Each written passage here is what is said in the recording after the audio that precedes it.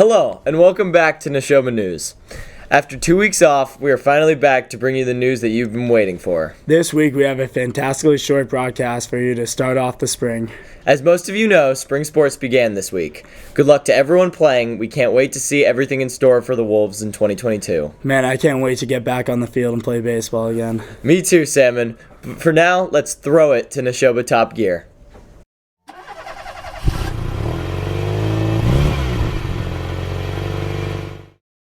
Hi Neshoba, Jack and Dan here with another episode of Neshoba Top Gear. Today we're here with Officer Keller, who's going to walk us through the Neshoba Police Interceptor F150. So, Officer Keller, what makes this F-150 stand out from the rest? Well, this is a police responder F-150. It's a 2018. It was actually the first generation of the Ford Police Pursuit-rated pickups. We'll talk about that in a little bit here, but generally speaking, it has the capabilities to take corners at higher rates of speed. It has all of your standard type of police beefing up, if you will, for lack of better terms, as far as cooling system, transmission, suspension, all of those types of things to actually allow for police work, which typically is, they say, as far as a Ford calculation in regards to police vehicles, 1 mile of civilian, 33 miles of civilian driving is equal to 1 mile of police driving. So basically, there's a lot of abuse that goes on these things, and this has the abilities to handle that. So that's basically what this vehicle does. It has all sorts of things such as a stronger engine. It's got a 3.5 liter EcoBoost motor, which is 375 horsepower, and I believe it's 425 pound-feet of torque. But it has full capabilities to allow us to do what we have to do in the job, and then some beyond the regular standard police car. All right, thank you so much, Officer Keller. No problem. Under the hood is a 3.5 liter twin-turbo V6 making 375 horsepower and 425 pound-feet of torque. All right, so talk us through what we have going on here up front. Yeah, in the front of this vehicle, we have a push bumper, as you typically see in a lot of police cars. The push bumpers aren't quite what they used to be. Could we push a vehicle if need be, if there's an emergency situation? Absolutely. But the primary function of a push bumper on a police car, on modern police cars, is the mounting of the siren, mounting of the lights to give that additional light coverage if we were pulling out from an intersection or anything of that nature, and also to have that speaker as forwardly mounted as possible to allow for the best sound coverage in that regard. Now Officer Keller is going to walk us through the inside of the truck. Welcome to the cockpit of the 2018 Ford F-150 Police Responder. Basically, it is a lot like any other pickup truck you would get into as far as the general visibility of it. Obviously, we have an aftermarket console system that's put in here. And we just have our standardized police equipment, obviously our two-way radio that we use. This is our lighting system up here. It's from the brand Whalen. It's called Cantrol. It's a smarter lighting type of system that is a little more advanced, a little more current, and allows for some pretty unique capabilities. Then we have our scanner down here, so we can scan area towns and cities for the different police and fire departments. We have a radar system. This is a remote here for this radar system. As far as speed detection goes, that allows us to have the abilities to detect speeds from front and rear mounted antennas. This is the front antenna. There's one in the back there as well for multi-directional radar purposes. Computer, pretty obvious. We call them MDTs, mobile data terminal. This allows us to do many things as far as running information, verifying information, assignments, whatever we need to do. It's a wonderful tool. Let's see what else we have here. We have this light right here. It's a strobe that basically indicates the abilities to go through an intersection that has a strobe system to put all of the lights to red, to allow us to get through the intersection if there is an emergency call once we activate our emergency lights. We have a printer over here that you can't really see, but that is for our e-citations. We do electronic citations as well as handwritten citations. Massachusetts actually does both currently. And up here we have our dome light, which has a red and white option as far as the abilities to be a little more tactical at nighttime if we want to use that red option. Right here is another microphone. This is for our PA, our public address system, which is also mounted into the siren system and the speaker system in the vehicle. That's pretty much it. So, Officer Keller, what can we see in the back of the truck? We have all sorts of stuff back here, but just some general points. We have that yellow box right there is the AED for emergency medical situations we use. Our medical bag for also emergency medical situations. All sorts of supplies in there as needed. We have what's called spike strips. So if there's any type of pursuit or anything like that, we have the ability to deflate tires at a slow pace if need be. We have general PPE, just for obviously, in a COVID-19 world. We have a small container there with stuffed animals, which we honestly use quite frequently. If there's children involved in any type of scenario, it's nice to try to comfort them and provide them with something to keep them distracted from the situation at hand. So we use that pretty frequently. And that's basically it right here. Thanks. Wrapping things up, finally, we're at the bed of the truck. All right, so we obviously have a fire extinguisher here. There is a animal snare that we use for different situations if need be. We have a Halligan bar, which is used for gaining entry if need be in any type of scenario that you can imagine. We have just a box here that's full of all sorts of items such as road flares. If there's a crash, we need to deploy those. We have deployable, compactable road cones if need be. Some measuring equipment for measuring things, like in a car accident as far as a skid mark, things of that nature. Evidence bags, kind of general police supplies we keep back here. All right, well, thank you so much. This is going to wrap it up. Thank you so much for your time. No problem. Thank you.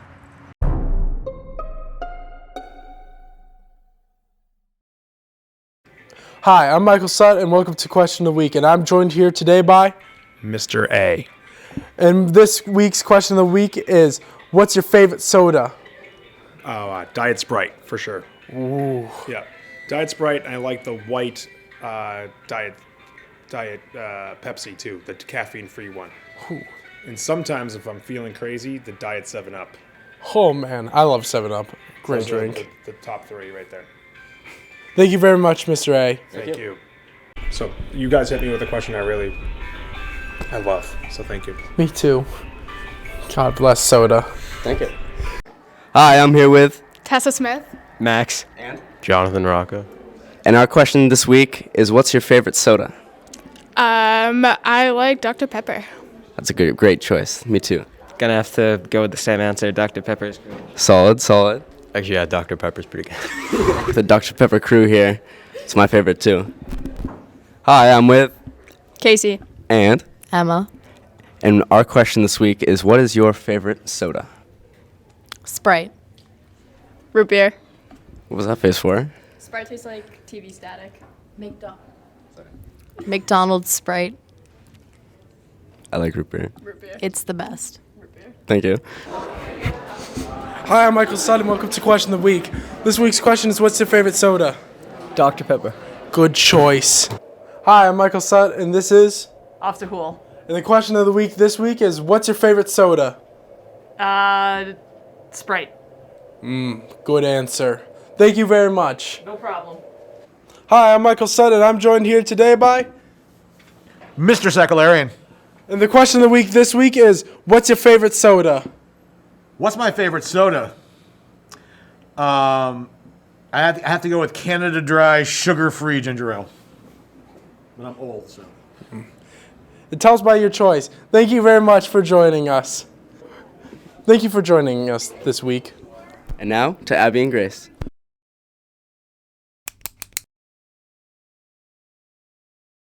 Thanks, Michael. Grace, what's your favorite soda? My favorite either has to be cream soda or root beer, depending on the day. Those are definitely my top contenders as well. Now let's get on to the regional report. On March 30th, 2022, the Neshoba Regional High School Building Committee will be hosting the first of multiple public forums related to the high school building project. The forum will be held at 6 p.m. in the high school auditorium. Join us for a community meeting to learn about and share your thoughts on a new or renovated school project. This first forum will be focused on the project schedule and feasibility study process, including a review of the current faculty's conditions. Hope to see you there. Now back to Connor and Beckett. Thanks, Grace and Abby. That was a great opportunity to get involved and have your voice heard about our future building. In other news, I know you have been listening to a lot of our podcasts lately. If anyone is looking for advice, find the QR code on the walls and tune in to Ask Quinn and Soph. I can't wait to listen. I love me a good podcast. Now, on to another student-submitted teacher feature with Mark and Marcus.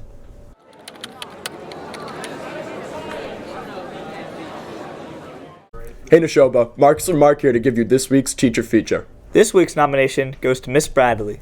Ms. Bradley is a sophomore history teacher and a senior psychology teacher. One student wrote, Miss Bradley has always been such a big part of her students' academic experiences. She has always approached every lesson, class, and situation with kindness, empathy, and thoughtfulness. Neshoba is so lucky to have her because it is clear she really cares about what she does. Along with being a great teacher, Ms. Bradley is also the JV coach for the volleyball team. One student wrote, Ms. Bradley was a very good and inspiring coach. She always pushed us to do our best. I wish I had her as a teacher. Well, Mark, I'm lucky enough to. You really are. Anyways, remember, if you want to make a submission for your favorite teacher, make sure you scan the barcodes found around the hallways. Now off to Mari with sports.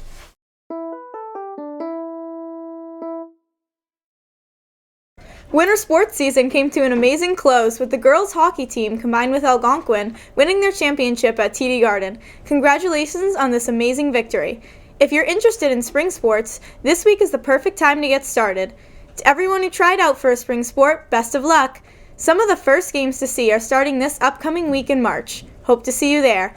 Now over to our guest anchor from the gymnastics team. Guest anchor. Hi, I'm Kaylee, and I'm a junior on the Neshoba Gymnastics team. Our Neshoba Gymnastics team co-ops with Marlborough and AMSA. This year, the team had a record of 6-3. The winner of each meet is determined by the sum of the top 4 out of 6 scores on each event. We beat Algonquin for the first time in 12 years. At leagues, we placed 3rd as a team. It was a great season for everyone. We earned some of our highest scores of the season. Ali Tassini qualified for 8 state individuals on bars, beam, and floor, and I qualified for beam and floor. With 3 of our seniors leaving this year, we hope to see you gymnasts join next year in our winter season. Now, back to Connor and Beckett. Thanks. That was flippin' awesome. Congrats to everyone who participated in winter sports this year. You know what else is flippin' awesome? Our Neshoba Choir and Band. Monday and Tuesday, March 28th and 29th at 7, the chorus and band will play respectively. Admission will be $5 unless you are a student or senior. Then it's free. We can't wait to see you there. Good luck, performers. If you love music, I would definitely go if I were you. Hey, Beckett, do you still like to act? Yeah, you know I do, Connor. Well, on April 8th, 7 to 9 p.m., a team of actors from each grade compete. 30-minute one-act plays, completely student-run. Winner gets 100 Neshoba Cup points, and the class with the most audience members get 50 Neshoba Cup points. Each class will have an awesome themed basket to raffle off as well. Come out and act or watch. I may be coming out of retirement for that one. Stay tuned. Now let's check out one of our other clubs, the Red Cross Club. Cross Club. So the Red Cross Club is a service club here at Neshoba. It was started in 2019 by some students who have since graduated. And what we work on is ways to contribute to our local community and beyond. Mm-hmm. And another question is, what have you done recently and what have you done in the past, like projects that you might be able to see in the future or ones that people might remember in the past? Yeah, so every year we do a drive in the winter for, coats, hats, mittens that we donate to local shelters. Right now we're working on toiletries to donate to unhoused people. Some of the shelters we're working with is one in Worcester and Rosie's Place in Boston. We do food drives that go to local organizations. And we include a lot of veterans organizations, so we write letters to veterans around Veterans Day. We've done a bake sale. We did a bake sale in the winter, so we raised a lot of money, so that was great for that. And what else? Right now, we're also going to work on support for Ukraine. So we're making ribbons, and those will be sold in the cafeteria. And that money will go towards people in Ukraine as well. That's awesome. And also, why would you think Red Cross would be a good club for somebody to join? Red Cross is awesome. It's really a lot of fun. We have great members, very inclusive. Everybody's welcome. It meets on Tuesdays from 2:30 to 3:30 in the art room. And you also can receive community service hours for the projects that we work on. And pretty much every single meeting we're working on a project. So we do a lot of great community service. It's a lot of fun. Okay, awesome. Thank you. Hopefully we'll see some new members down there soon. Yay!